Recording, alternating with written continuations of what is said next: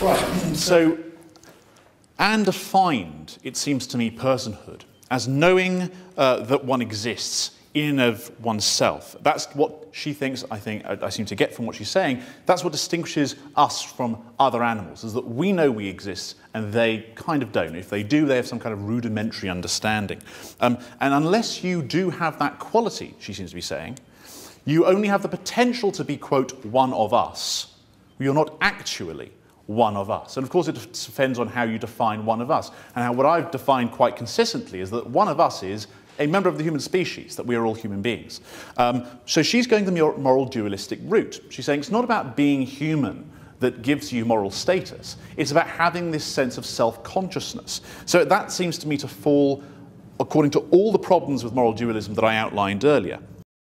I do think we have to distinguish between two senses of the capacity, or what we might call the potentialities, I called it earlier on, for mental functions like self-consciousness or sentience or reason or things like that, psychological states and so on.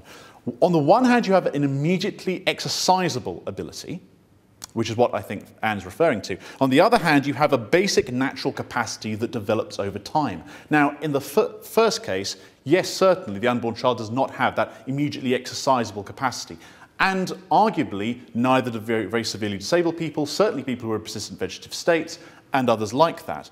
But on the other hand, the natural capacity is there for all human beings. That by virtue of the nature that we all have that basic natural capacity that develops over time. Now, again, it can't be immediately exercised by the unborn child. I'm not saying that it can.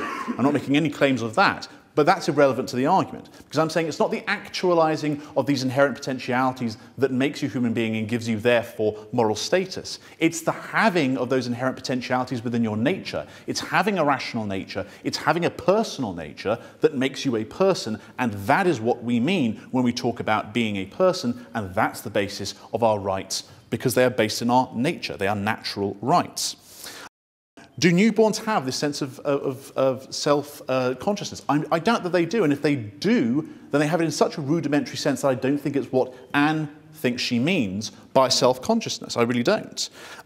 But I'm going to move on now. I've just dealt with that point. I'm going to move on now because I think it's absolutely core to what Anne would say more generally, which is the moral status of the unborn child versus that of the mother. That, I think, is what's going on. That's the fundamental argument that she has consistently presented in all the debates I've ever watched or been with her. It's been a matter of putting the moral status of the unborn child against the moral status of the mother and saying, if you grant the formal moral status of the unborn child, then you in some way, you are contradicting the moral status of the mother because you are limiting her moral choices. But surely this begs the question, what is the nature of the moral choice that's being made? None of us believe that we have an unlimited amount of moral choices. We discern whether or not moral choices ought to be allowed or not based on whether or not they are morally right moral choices. Certainly when they come to very serious and grave issues like things that contradict the right to life, which is arguably what things like abortion and embryo destruction are. So it kind of begs the question. It's trying to say, well, you're limiting her moral choices. Well, if her moral choice is to destroy another human being who has, based on all the argumentation that I presented, equal moral status with the rest of us, then of course I'm limiting her moral choices. Of course I should limit her moral choice in that sense. Does that in some way contradict her moral status? Well, no, I don't, unless you believe that there is some kind of radical bodily self-determination principle that is higher than the right to life of every human being. And frankly, we don't believe that. For example, I would deny the idea that there is a moral right to commit suicide.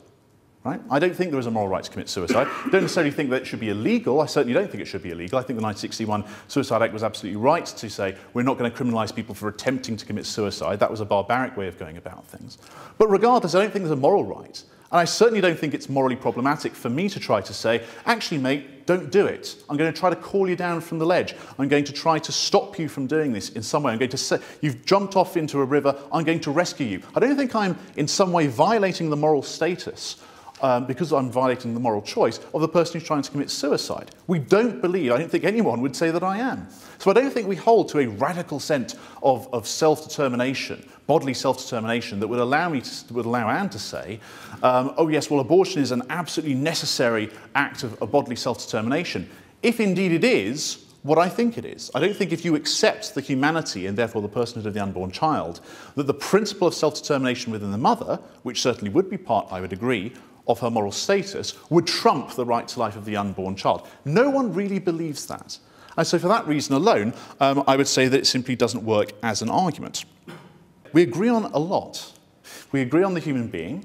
We agree on certain basic moral principles. As I've said in a previous debate, we actually have the same moral toolkit in many different ways. But the problem is I don't think that Anne is properly applying her moral toolkit when it comes to the human being and when it comes to the person of the human being.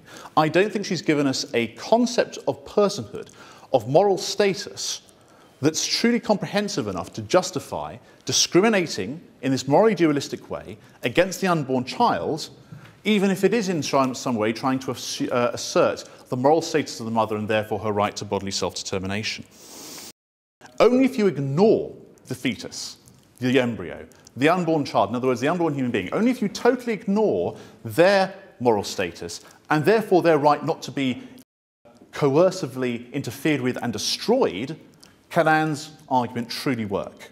And because she's ignored that, because she hasn't fundamentally attacked or refuted the argument from humanity, I don't think that her position is just as rational as the position that I've outlined earlier. And for that reason, I think that would be my fundamental challenge to Anne, to come up with a sense of, or a definition of personhood and of moral status that would justify the privileging of some radical sense of bodily determination that no one seems to have over and against the right to life and the dignity of every human being, including the unborn child.